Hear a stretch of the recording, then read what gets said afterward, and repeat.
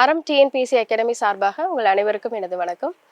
இன்னைக்கு பொது தமிழ்ல நம்ம பார்க்கக்கூடிய ஒரு முக்கியமான பகுதி வேர்ச்சொல் அறிதல். இந்த வேர்ச்சொல் அறிதல்ல இருந்து எப்போதுமே எக்ஸாம் பொறுத்த வரைக்கும் ஒரு 4லேருந்து 5 கொஸ்டின் வரைக்கும் கேட்குறாங்க. வேர்ச்சொல் அறிதல், அதாவது டைரக்டா வேர்ச்சொல்லை கண்டுபிடிக்கிறது, வேர்ச்சொல்ல இருந்து வினையெச்சம், அதுல இருந்து வினைமுற்று, வினையாளனையும் பெயர், பெயரெச்சம், இந்த மாதிரிலாம் கொஸ்டின் கேட்குறாங்க.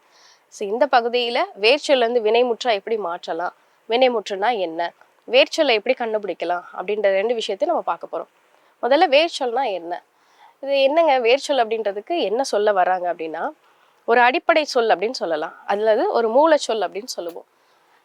ஒரு சொல் உருவாகிறதுக்கான அடிப்படை காரணமே இவங்க தான் அப்படின்னு சொன்னீங்கன்னா தான் அவங்கள தான் நம்ம வந்து மூலச்சொல் அப்படின்னு சொல்கிறோம். அந்த மூலச்சொல் இருக்கக்கூடிய ஒரு சொற்களை தான் வேர்ச்சொல் அப்படின்னு சொல்கிறோம், அல்லது அடிப்படை அப்படின்னு சொல்கிறோம்.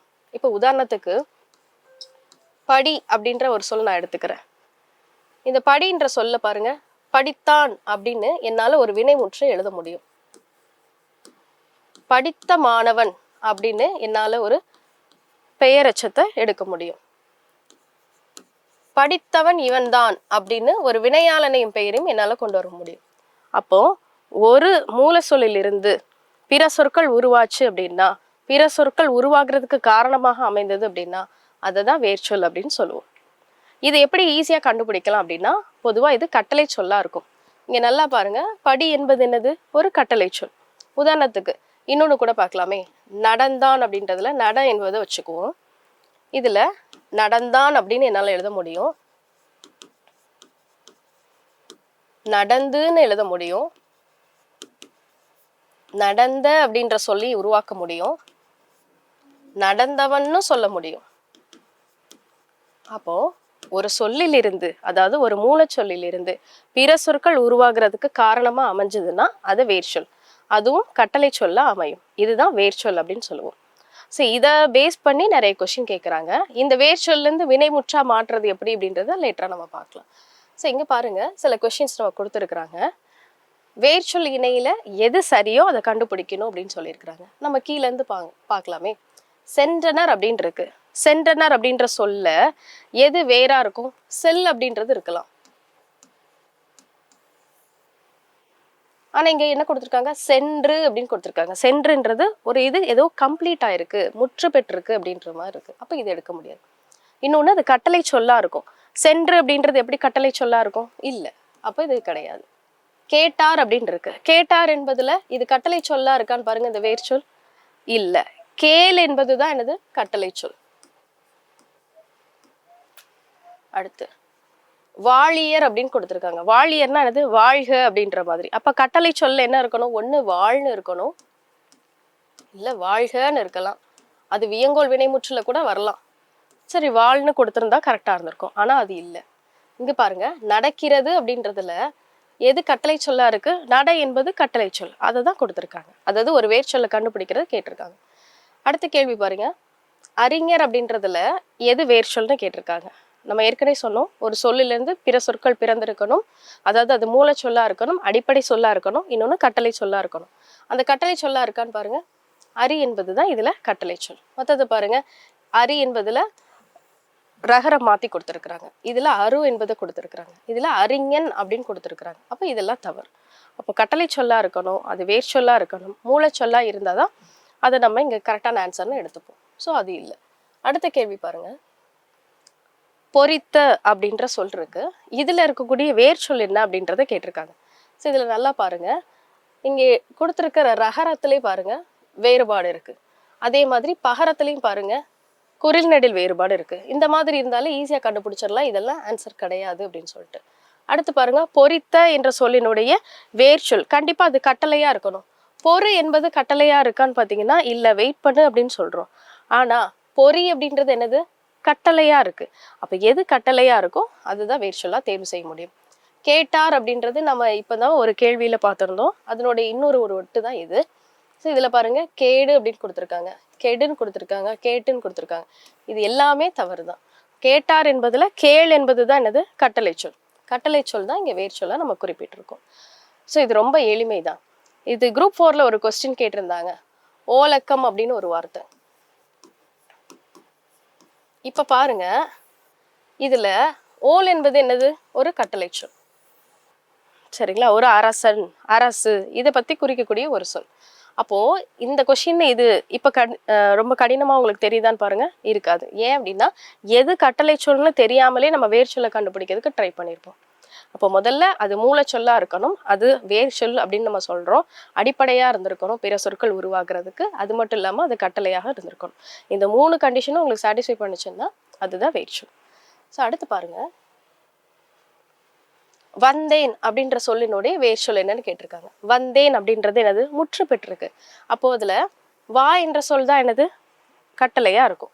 பாருங்க, வருதல் அப்படின்னு இருக்கு, வருக அப்படின்னு இருக்கு, வ என்ற எழுத்து இருக்கு. அப்போ இதெல்லாம் நமக்கு கட்டளையா அமையல. கட்டளை சொல் எதுவோ அதுதான் வேர்ச்சொல் அப்படின்றத நம்ம இங்க உறுதி பண்றோம். ஸோ இது ரொம்ப எளிமையான ஒரு பகுதி தான்.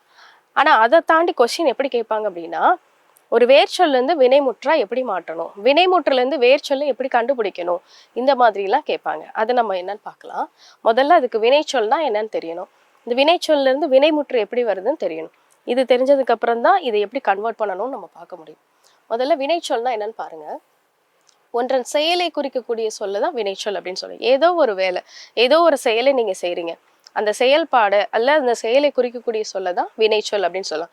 ஓடுறது, ஆடுறது, பாடுறது, இந்த மாதிரி எல்லா வேலைகளையும் குறிப்பிடக்கூடிய சொல்லதான் வினைச்சொல் அப்படின்னு நம்ம சொல்றோம். இந்த வினைச்சொல்ல அதாவது இந்த செயல் அப்படின்னு சொல்லலாம், இல்ல வினை அப்படின்னு நம்ம குறிப்பிடலாம். இப்போ உதாரணத்துக்கு இங்க பாருங்க, படித்தான் அப்படின்றது என்னது? ஒரு வினையை குறிப்பிடுது. ஆடுகின்றாள் அப்படின்றது ஒரு வினையை குறிப்பிடுது. பறந்தது அப்படின்றது ஒரு வினையை குறிப்பிடுது. சென்ற அப்படின்றது ஒரு வினையை குறிப்பிடுது. கண்டு அப்படின்றது ஒரு வினை குறிப்பிடுது. எங்கெல்லாம் ஒரு செயலை குறிக்குதோ, எங்கெல்லாம் ஒரு வினையை குறிப்பிடுதோ, அந்த சொற்கள் தான் நம்ம என்னன்னு சொல்றோம் அப்படின்னா வினைச்சொல் அப்படின்னு சொல்றோம். அப்போ வினைமுற்றுனா என்ன மேம்? வினைமுற்று அப்படின்றது ரொம்ப எளிமையானதுதான். அதாவது என்னன்னா, ஒரு சொல் ஒரு எழுவாய் வரக்கூடிய தொடர்ல ஒரு முற்று பெறுவதற்கு ஒரு வினை வந்துச்சுன்னா, இந்த வினை சொல் வந்துச்சுன்னா அதை தான் வினைமுற்று அப்படின்னு சொல்லுவோம். உதாரணத்துக்கு நான் என்னுடைய பேரை எடுத்துக்கிறேன், ஷர்மிலின்னு எடுத்துக்கிறேன். நான் தான் இங்க எழுவாய். பாடினான், பாடினாள் அப்படின்னு நான் ஏதோ ஒரு பகுதியை நான் எடுத்துக்கிறேன். பாடினாள் அப்படின்றது என்னது? ஒரு வினைச்சொல். அந்த வினைச்சொல் ஒரு எழுவாயோடு வரும்போது முற்று பெறுவதற்கு இந்த வினையை நான் பயன்படுத்தினேன் அப்படின்னா இதை தான் வினைமுற்றுன்னு சொல்றேன். எந்த ஒரு தொடரையும் நான் முற்று பெறுவதற்கு எழுவாயோடு சேர்ந்து வந்து ஒரு வினை, அதாவது ஒரு எழுவாய் செய்யக்கூடிய செயலை நான் குறிப்பிட்டு அந்த தொடரை முற்று பெற்று நான் கொடுத்தேன் அப்படின்னா என் பேரு வினைமுற்று. இங்க பாருங்க, என்னுடைய பேர் எழுதியிருக்கேன், ஷர்மிலி பாடினாள் அப்படின்னு எழுதியிருக்கேன். என்னுடைய வேலையை செய்து இந்த தொடரை நான் முடிவு பெற நான் இந்த ஒரு வினையை பயன்படுத்தி இருக்கிறேன் அப்படின்றதுனால இது பேர் வினைமுற்று. இப்போ வேற எப்படி சொல்லலாம்? உதாரணத்துக்கு இங்க பாருங்க, மலர்விழி எழுதினாள் அப்படின்னு சொல்றேன். எழுதினாள் அப்படின்றது ஒரு வினை, அந்த வினையால இந்த தொடர் முற்று பெற்றிருக்கு, அதனால இது வினை முற்று. கண்ணன் பாடுகிறான், ஒரு எழுவாய் அவங்களுடைய செயலால இந்த வினை முடிவு பெற்றிருக்கு, அப்போ கண்ணன் பாடுகிறான், பாடுகிறான் அப்படின்ற சொல் வினைமுற்று. மாடு மேயும், மேய்தல் அப்படின்றது தான் அதனுடைய வினை. அப்போ ஒரு எழுவாய் அதனுடைய வினையை செய்து இந்த தொடரை முற்று பெறுவதற்கு உதவி செய்யறதுனால இது வினைமுற்று. இப்ப இந்த தொடர்கள்ல நம்ம எழுதினாள், பாடுகிறான், மேயும் இந்த சொற்கள் எல்லாமே பாருங்க, இதெல்லாம் முற்று பெற்று, அதாவது ஒரு செயல் ஒரு தொடர் முழுமை பெறுவதற்கு வர்றதுனால இதை வினைமுற்று அப்படின்னு சொல்லுவோம். அப்போ எங்கெல்லாம் ஒரு இடத்துல ஒரு எழுவாயோடு வரும்போது இந்த வினை வந்துச்சுன்னா இதை வினைமுற்று அப்படின்னு நம்ம சொல்லுவோம். இப்போ உதாரணத்துக்கு இங்க சில கேள்விகள் பாருங்க. நட அப்படின்னு ஒரு வேர்ச்சொல் இருக்கு, இதுல வினைமுற்றா எது வரும் அப்படின்றத கேட்டிருக்காங்க. நான் ஏற்கனவே சொல்லியிருக்கேன், ஒரு எழுவாயோடு வர்ற மாதிரி இருக்கணும். இந்த இடத்துல பாருங்க, இதை நம்ம எடுத்துக்கலாம். இந்த இடத்துல ஒரு முன்னோட்டா ஏதாவது நம்ம ஒரு வார்த்தையை நம்ம போட்டுக்கலாம். உதாரணத்துக்கு கண்ணன் அப்படின்னே பேர் எழுதிக்கலாமே. கண்ணன் நடந்தான், ஒரு எழுவாய் அவங்களுடைய செயலை செய்வதற்கு ஒரு வினை சொல்ல நான் பயன்படுத்துறதுனால இது வினைமுற்று. ஸோ இப்படி நம்ம எளிமையா கண்டுபிடிக்கலாம். மற்றதெல்லாம் பாருங்க, இதெல்லாம் வராது. நடத்தல் என்பது அல்விகுதி, தொழிற்பெயர், இந்த மாதிரி இதெல்லாம் நம்ம படிப்போம். சரிங்களா? ஸோ அந்த கேள்வியை பாருங்க, கீழ்கண்டவற்றுள் தவறான வேர்ச்சொல் இணை என்னன்றதை கேட்டிருக்காங்க. எப்பவுமே சரியான இணை அப்படின்றத பார்த்துட்டு இருந்தோம். இந்த கேள்வியில தவறான இணை எது அப்படின்றத கேட்டிருக்காங்க. அதுலேயும் வேர்ச்சொல்லும் கொடுத்துருக்குறாங்க, வினைமுற்றும் கொடுத்துருக்குறாங்க. அப்போ ஒரு வேர்ச்சொல்ல இருந்து வினைமுற்றா மாற்றும் போது என்னென்ன கண்டிஷன் இருக்கணும்? ஒரு எழுவாய் முன்னட்டா இருந்தாங்க அப்படின்னா அந்த வினைச்சொல் போடும்போது அந்த தொடர் வந்து முடிவு பெற்றிருக்கணும். இன்னொன்னு, நம்ம கொடுத்துருக்க அந்த வினைச்சொல் முற்று பெற்ற சொல்லா இருக்கணும். இந்த மாதிரி இருக்கா அப்படின்றத நம்ம பார்க்கலாம். முதல்ல பாருங்க, வா என்பது வேர்ச்சொல், அதனுடைய முற்று பெற்ற சொல் பாருங்க வருக. இது இருக்கு, கரெக்ட் தான். தீர் என்பது வேர் சொல், அந்த வேர் சொல்லுடைய முற்று பெற்ற சொல் தீர்த்தோன், அதுவும் கரெக்ட் தான். உரை என்பது வேர் சொல், அதனுடைய வினைமுற்று உரைத்தது, ஏன்னா இது முற்று பெற்றிருக்கு. ஆனா இந்த இடத்துல பாருங்க, வீழ்ந்தனல் அப்படின்றது முற்று பெற்ற சொல் தான், வினைமுற்று தான். ஆனா அதனுடைய வேர் சொல்ல பாருங்க வீழ்ந்த அப்படின்றது இருக்கு. அப்போ இதுதான் தவறு. ஏன் தவறு அப்படின்னா, வீழ்ந்த அப்படின்றது வேர்ச்சொல் கிடையாது. ஏன்னா வேர்ச்சொல் வந்து கட்டளையா இருக்கும் அப்படின்னு சொல்லியிருக்கோம். அப்போ அதனுடைய வேர்ச்சொல் என்னது? வீழ் என்பதா இருக்கும். அப்போ எப்போதுமே கேள்வியில இந்த மாதிரி இணைகள்ல 2 பக்கமே கரெக்டா இருக்கா அப்படின்றத பாருங்க. ஏன்னா மத்த எல்லா இணைகள்லையுமே இங்க கரெக்டா இருக்கு, இங்கேயும் கரெக்டா இருக்குன்னு பார்த்தோம். ஆனா இந்த ஒரு இணையில பாருங்க வேர்ச்சொல்லே தவறு கொடுத்துருக்குறாங்க. ஸோ இந்த மாதிரி கொஸ்டினும் நம்ம கேட்குறாங்க. அடுத்த ஒரு கேள்வி கூட நம்ம பார்க்கலாம். பின்வரும் வினைமுற்றின் வேர்ச்சொல்லை தேர்ந்தெடுத்து. ஒரு வினைமுற்று சொல் கொடுத்துருக்காங்க, அதனுடைய வேர்ச்சொல் என்ன அப்படின்றத கேட்டிருக்காங்க.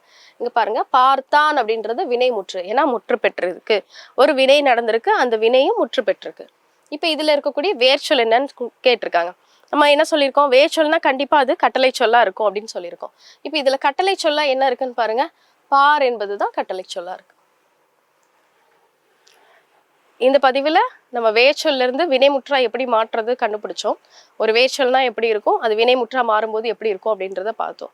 அடுத்த பதிவில் இதுல இருந்து, அதாவது வேர்ச்சொல்ல இருந்து வினையெச்சமா எப்படி மாற்றுறது, பெயரெச்சமா எப்படி மாற்றலாம், அது இல்லாமல் வினையாளின் பெயரா எப்படி மாற்றலாம் அப்படின்றத நம்ம பார்க்கலாம்.